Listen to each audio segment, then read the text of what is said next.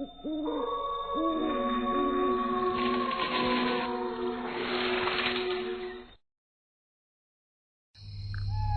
तरफ घना अंधेरा और जंगल के अलावा कुछ भी नहीं था। तभी वहां से एक लड़का जो अपनी बाइक पर सवार था गुजर रहा था। अचानक ही उस जंगल के बीचों बीच उसकी बाइक खराब हो जाती है। शिट यार, इस बाइक को भी अभी खराब होना था। इतनी रात हो रही है और तो और यहाँ दूर दूर तक मुझे कुछ दिखाई भी नहीं दे रहा। मैं यहाँ मदद मांगू तो मांगू किससे? वो लड़का ये बात बोल ही रहा था कि तभी उसे किसी की पायल की आवाज सुनाई देती है। वो आवाज उसके कानों में इस तरह गूंज रही थी जैसे मानो वो पायल सिर्फ और सिर्फ उसे ही बुला रही हो। वो लड़का भी अपनी बाइक वहीं छोड़ता है और उस पायल का पीछा करते हुए जंगल के अंदर जाता है, जहां वो एक लड़की को बैठा देखता है। उस लड़की को इस तरह सुनसान जंगल में अकेले देख वो लड़का उससे कहता है, एक्सक्यूज मी, आप इतनी रात गई इस घने जंगल में क्या कर रही है? क्या अब आपको नहीं लगता कि इस तरह अकेले इस जंगल में ठहरना खतरे से खाली नहीं? उस लड़के की बात सुनकर वो लड़की अब जोर जोर से हंसने लगती है। उस लड़के को समझ नहीं आता कि वो इस तरह हंस क्यों रही है। वो उसे सवाल करता, तभी वो लड़की पीछे मुड़ती है। उस लड़की के चेहरे पर काफी सारे निशान थे और उसका चेहरा पूरा सफेद पड़ा था। उसकी आंखें काली थी। उसका ऐसा भयानक रूप देखकर उस लड़के की आवाज हलक में अटक जाती है और वो वहां से उल्टे पैर भागने की कोशिश करता है। लेकिन तभी वो लड़की इतनी तेज चिल्लाती है कि उस लड़के के कान से खून बहने लगता है, मानो उसके कानों के पर्दे फट गए हो। वो लड़का अपनी जान बचाते हुए वहां से भागने की कोशिश करता है, लेकिन तभी वो पिशाचिनी हवा में उड़ते हुए उसके सामने आ जाती है और हंसते हुए उससे कहती है, भाग के कहाँ जाएगा? किस हद तक भागेगा? लोग मेरे पास आते तो अपनी मर्जी से हैं, लेकिन वो जिंदा कभी नहीं वापस जाते।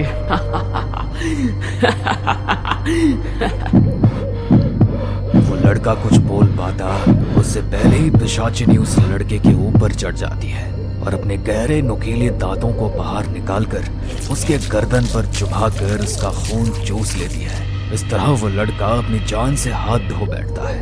उसका पूरा शरीर पीला पड़ चुका था और वो वहीं ढेर हो जाता है।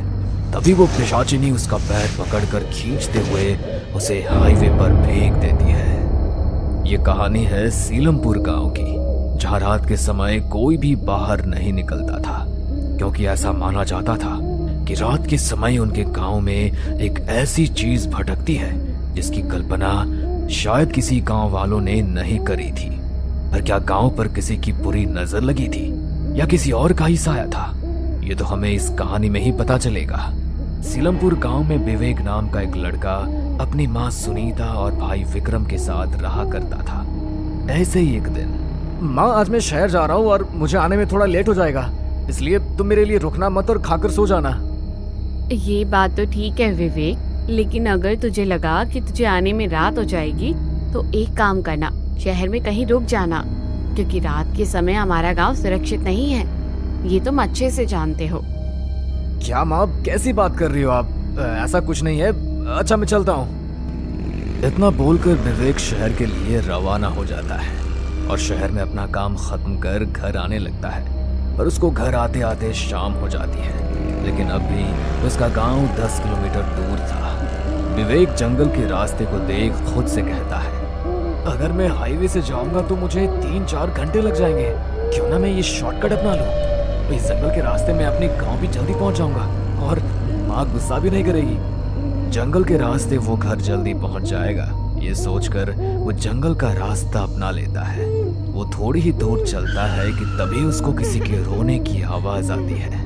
इतने घने जंगल में कौन रो रहा है और आखिर वो यहाँ कर क्या रहा है? विवेक उस रोती हुई आवाज का पीछा करता है। थोड़ी दूर चलने पर उसे एक लड़की बैठी हुई नजर आती है जो अपने घुटने पर अपने सर को टेक कर रो रही थी। उस लड़की को देख विवेक अपने बैग से पानी निकालता है और उसे देते हुए कहता है, सुनिए, आप इस तरह रो क्यों रही है? और तो और आप अकेले इस जंगल में क्या कर रही है? अरे इस जंगल में किसी जानवर ने आपका शिकार कर लिया तो? विवेक की बात सुनकर वो लड़की अपना चेहरा ऊपर उठाती है।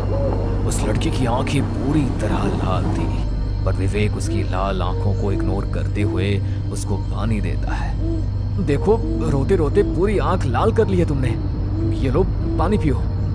मैं पानी नहीं पीती, मुझे पानी नहीं चाहिए।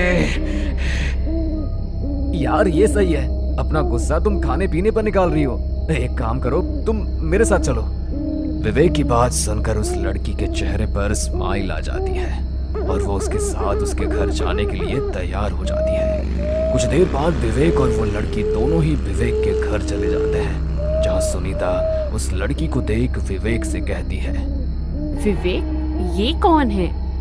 माँ ये कौन है ये तो मुझे भी नहीं पता, लेकिन ये एक लड़की है। तुम्हें पता है, ये मुझे जंगल में रोती हुई मिली थी। जंगल में? तू जंगल के रास्ते से आया था? अरे तेरी बुद्धि पर पत्थर पड़ गया है क्या? एक तो तुझे इस लड़की का नाम नहीं पता, ऊपर से तू इसे जंगल से लेकर आया है। अरे नालायक, तुझे मालूम नहीं उस जंगल में एक पिशाचिनी रहती है जो लोगों का खून चूसकर उसको मार डालती है। कहीं ये लड़की वही पिशाचिनी तो नहीं है? हे लड़की, सच बता, तू पिशाचिनी तो नहीं है ना?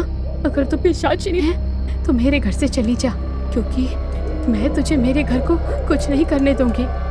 आंटी जी, आप ये कैसी बातें कर रही हैं? वो तो मेरे घर वालों ने मुझे घर से निकाल दिया था, इसलिए मैं उस जंगल में रो रही थी। लेकिन भला हो विवेक जी का, जो इन्होंने मेरी मदद करी।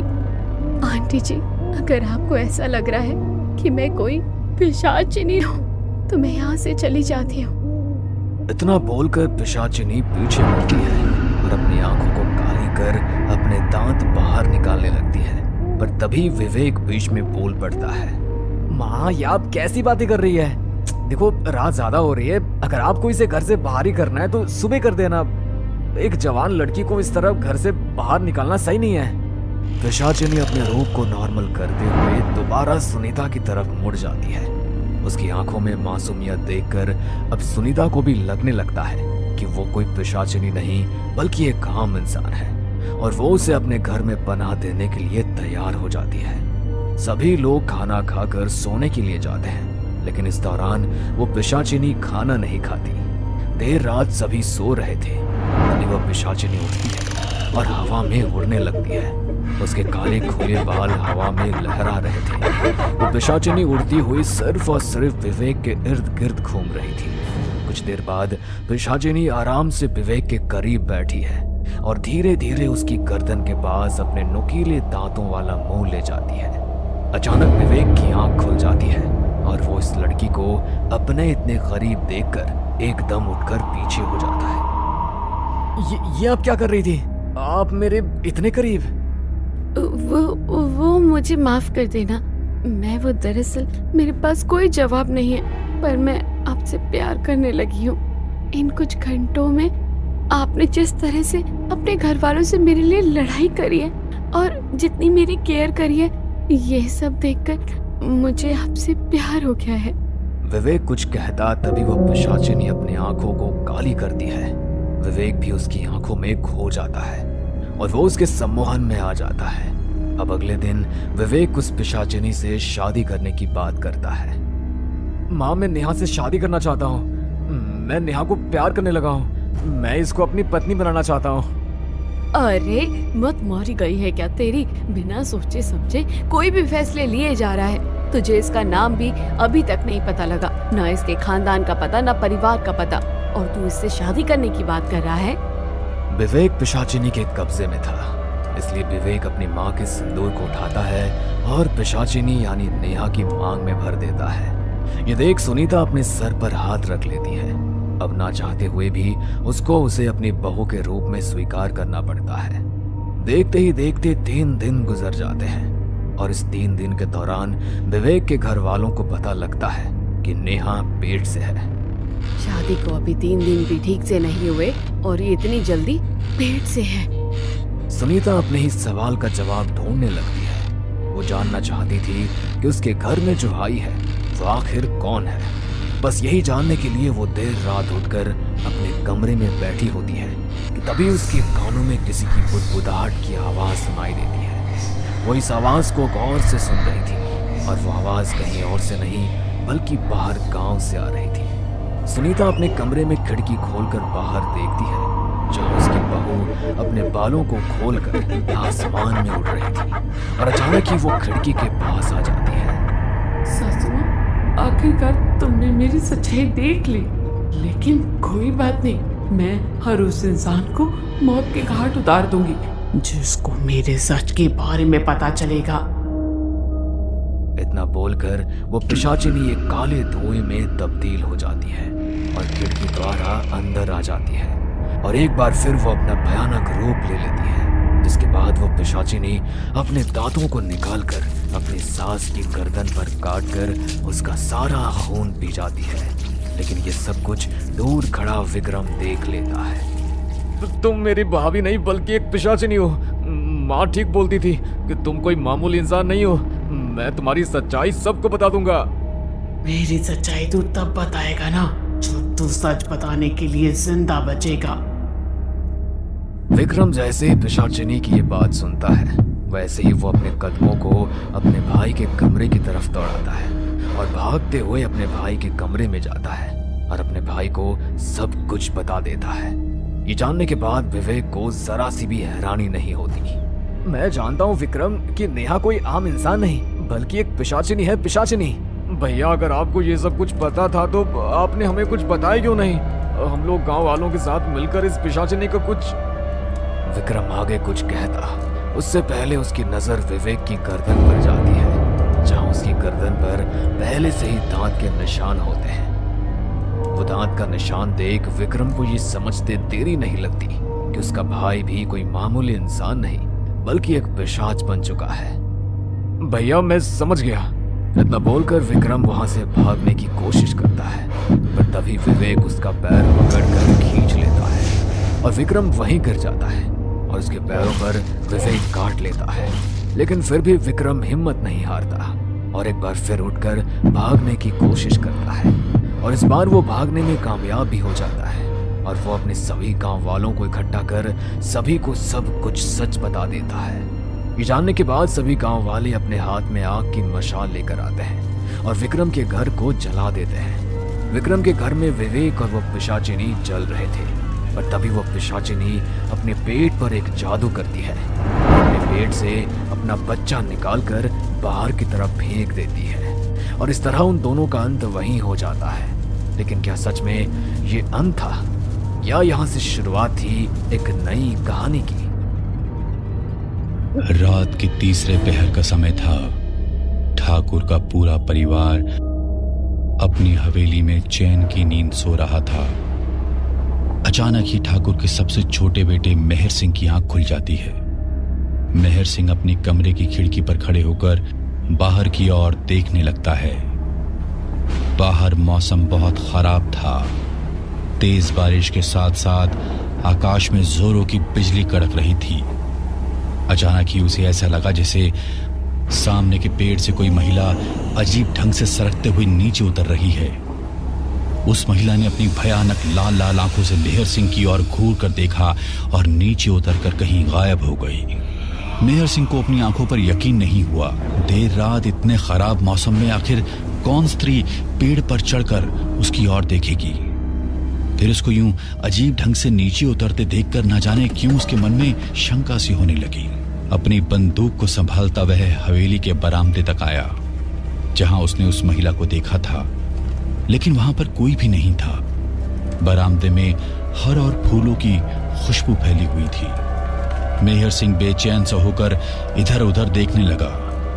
तभी उसे कोई स्त्री दौड़कर हवेली से बाहर की ओर जाती दिखाई दी। हे लड़की, कौन हो तुम? वहीं ठहरो। इतनी रात गए हवेली में क्या कर रही हो? मेहर सिंह की चीखने की आवाज को अनसुना करके वह लड़की पायल छनकाती हुई हवेली के पिछले दरवाजे से बाहर निकल गई। लड़की को बाहर की ओर भागता देख मेहर सिंह भी उसके पीछे पीछे हवेली से बाहर निकल गया। कुछ दूर जाकर उस लड़की ने मेहर सिंह को मुड़कर देखा और धीरे से मुस्कुराते हुए फिर से अंधेरी तूफानी रात में जंगल की ओर भागने लगी। मेहर सिंह न जाने किस सम्मोहन में बंधा था कि वह भी लड़की के पीछे पीछे सुनो सुनो की आवाज लगातार बढ़ा जा रहा था। कुछ दूर जाकर एक सुनसान स्थान पर वह लड़की अचानक गायब हो गई। ये सब क्या पहेली है? आखिर कौन है ये लड़की? मेहर सिंह मन ही मन बड़बड़ाता हुआ इधर उधर देखता चला जा रहा था कि अचानक उसकी नजर एक पेड़ के नीचे जमा हुई स्त्रियों पर पड़ी। उन सभी स्त्रियों ने काले वस्त्र पहन रखे थे। वह एक लड़की को घेर कर बैठी हुई थी। आधी रात को तूफानी मौसम में यूं घने जंगलों के बीचों बीच इतनी सारी महिलाओं को पेड़ के नीचे बैठा देख मेहर सिंह थोड़ी शंका में पड़ गया। वह तेजी से दौड़ते हुए उन महिलाओं की ओर आया और उसने आवाज लगाकर पूछा, क्या चल रहा है यहाँ? इतनी रात गए ऐसे घेर कर क्यों बैठी हो इसे? क्या कर रही हो इस लड़की के साथ? ठाकुर की इतना पूछते ही उस लड़की को घेर कर खड़ी हुई काले कपड़े वाली औरतें घूमकर ठाकुर की ओर देखने लगती हैं। उन सभी के चेहरे बिल्कुल सफेद थे। आंखें बिन पुतली की बेजान सी नजर आ रही थी।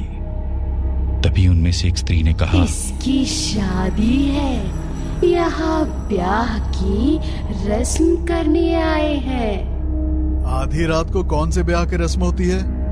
वैसे कहाँ से आए हो तुम सब के सब? दूल्हे के गांव में ये रस्म होती है छोरे, बस इसीलिए यहाँ पर इकट्ठा हुए हैं। उस औरत की बात सुनकर ठाकुर मेहर सिंह और भी चक्कर में पड़ गया।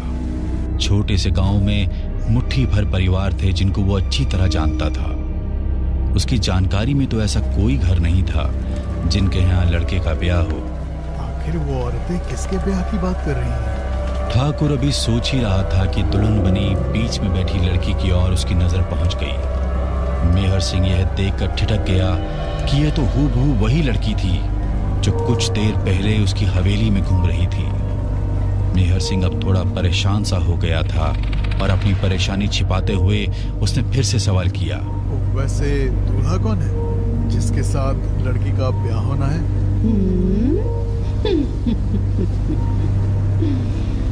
समरनपुर सिंह का बेटा मेहर सिंह। उस औरत के मुंह से अपना नाम सुनकर मेहर सिंह का सिर चकरा गया। अगले ही पल खुद को संभालते हुए उसने पेड़ की ओर देखा तो पाया अब वहां पर कोई भी नहीं था। मेहर सिंह समझ नहीं पा रहा था कि अभी कुछ देर पहले जो उसने देखा वो सच था या सपना। जंगल की खामोशी और बादलों की गड़गड़ाहट अब उसे डरा रही थी। तेज कदमों से वह अपनी हवेली की ओर वापस मुड़ गया। तभी उसे अपने पीछे फिर से पायल की आवाज सुनाई देने लगी। ऐसा लग रहा था जैसे कोई उसका पीछा कर रहा हो। उस सुनसान रास्ते में जंगली सियारों की भयानक आवाज के बीच आती पायल की छम छम की आवाज अब उसके मन में हड़कंप मचा रही थी। थोड़ी दूर जाने के बाद उसने धीरे से पीछे मुड़कर देखा तो पाया पीछे कोई भी नहीं था। मेहर सिंह ने राहत की गहरी सांस भरी और जैसे ही सामने देखा उसी काले कपड़े वाली लड़की को ठीक अपने सामने खड़ा देख उसका दिल धक से रह गया था। तो मेहर सिंह ने आव देखा ना ताव अपने घर की ओर दौड़ लगा दी। एक बार जो उसने दौड़ना शुरू किया अपनी हवेली में आकर ही रुका और गिरकर बेहोश हो गया। सुबह के 4 बजे नौकरों ने उसे बेहोश देखा तो उठाकर उसे उसके कमरे में ले आए। छोटे ठाकुर को बेहोश देख पूरी हवेली में हड़कंप मच गया था। कुछ देर बाद जब मेहर होश में आया तो उसने कल रात की सारी कहानी पिता को सुना दी। पिताजी, वो मेरा पीछा करते हुए हवेली तक पहुंच गई थी। वो छोड़ेगी नहीं मुझे, वो मुझे मार डालेगी। प्लीज मुझे बचा लो। अरे बेटा शांत हो जाओ। हवेली में तुम सुरक्षित हो, डरो नहीं, मैं कुछ उपाय करता हूँ। ठाकुर अपने बेटे की आंखों में डर साफ महसूस कर पा रहा था, इसलिए उसने तुरंत ही पहाड़ी वाले बाबा को हवेली में बुलवा लिया। इधर मेहर सिंह की हालत भी कुछ ठीक नहीं थी। रात से ही उसे तेज बुखार था। दवाइयां अपना काम नहीं कर पा रही थी। मेहर का बुखार इतना तेज था कि वह पिछले 5 घंटों से होश में भी नहीं आया था। शाम होते होते बाबा भी हवेली पहुंच गए थे। उन्होंने मेहर की हालत देखने के बाद एक नींबू लेकर कुछ मंत्र पढ़े और उसे मेहर सिंह के सर से स्पर्श कराकर एक फूंक मार दी। इसके बाद उन्होंने नींबू में कील गाड़ दी। कील के नींबू में लगते ही उसमें से खून की तरह लाल लाल बूंदें टपक कर नीचे गिरने लगी।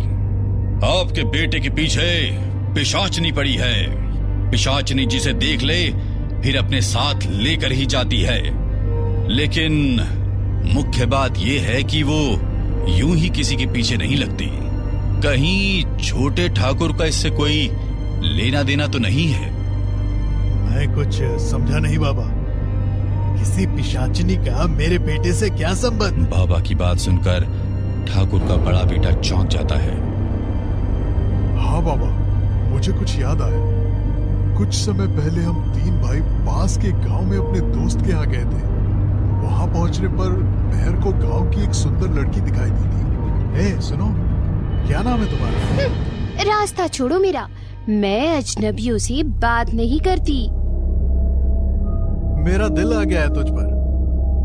तुझे हवेली की छोटी ठकुराइन बनाऊंगा मैं। यूं समझ ले तेरी किस्मत चमक गई। देखो, मेरा रास्ता छोड़ो, मुझे तुमसे शादी नहीं करनी। इंदु मेहर को ठुकराकर अपने घर चली गई थी। उस रात मेहर सिंह पूरी रात शराब पीता रहा। भैया, वो छोरी थूक कर चली गई मुझ पे। अब बस, अब मैं उसे लेकर आऊंगा, चाहे प्यार से या फिर जबरदस्ती से।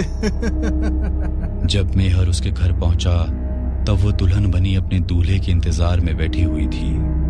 मेहर जोर जबरदस्ती से उसे अपने साथ लाने की कोशिश कर रहा था। तभी इंदु ने उसे एक थप्पड़ मार दिया। मेहर को गुस्सा आ गया और उसने इंदु को जोर से धक्का दे दिया। मेहर के धक्का देने से इंदु संभल नहीं पाई और खुली हुई खिड़की से टकराते हुए नीचे गिर गई, जिससे उसकी मौत हो गई। बाबा, कहीं ऐसा तो नहीं ये पिशाचिनी वही इंदु हो सकता है ये वही लड़की हो। छोटे ठाकुर की जान बचाने की मैं पूरी कोशिश करूंगा, बाकी ऊपर वाले के हाथ में है। इतना कहकर बाबा एक पीले धागे को मंत्र पढ़ते हुए मेहर के बेड के चारों ओर बांध देते हैं ताकि पिशाचने की कोई शक्ति उसे छू ना पाए। रात के तकरीबन 12 बज चुके थे। मेहर सिंह के बिस्तर के पास कुर्सी से सर टिकाकर बैठे ठाकुर साहब भी नींद के आगोश में जा चुके थे। अचानक ही मेहर सिंह की आंख खुल जाती है। आंख खोलते ही उसे वही काले कपड़ों वाली पिशाचनी अपने ठीक सामने दिखाई देती है। देखते ही देखते सुंदर सूरत वाली वह पिशाचनी एक बदसूरत भयानक शक्ल वाली चुड़ैल का रूप ले लेती है। मेहर सिंह के कमरे में वह उल्टी होकर चारों हाथ और पैर की मदद से चलते हुए उसकी ओर बढ़ने लगती है। पिशाचनी को अपनी ओर आता देख मेहर जोर जोर से चिल्लाने लगता है। मेहर सिंह की आवाज सुनकर ठाकुर की भी नींद टूट जाती है। बाबा ने धागा बांधा हुआ है, ये तुम्हें छू भी नहीं पाएगी। ठाकुर के इतना कहते ही वह गुस्से में गर्दन टेढ़ी कर मेहर सिंह को घूरने लगती है और अपने बिस्तर पर सीधा लेटा हुआ मेहर सिंह हवा में ऊपर उठने लगता है। पिताजी, पिताजी मुझे बचाइए, ये मुझे मार डालेगी। मैं तेरे पास नहीं आ सकती, लेकिन तू तो मेरे पास आ सकता है ना? मुझसे शादी करना चाहता था ना तू? जल्दी चल, समय हो गया है।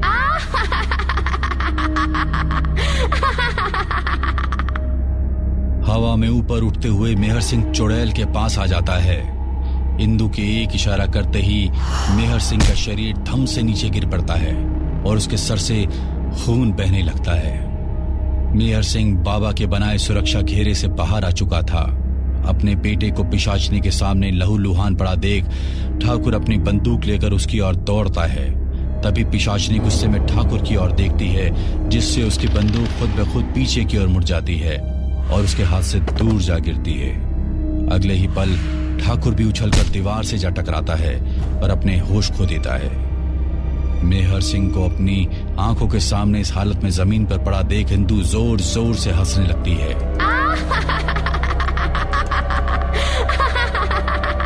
अगले ही पल दीवार पर लगे सजावटी छुरों में से एक बड़ा सा छुरा निकलकर हवा में उड़ता हुआ खुद ब खुद पिशाचनी इंदु के हाथ में आ जाता है, जिसे देखकर मेहर के होश उड़ जाते हैं।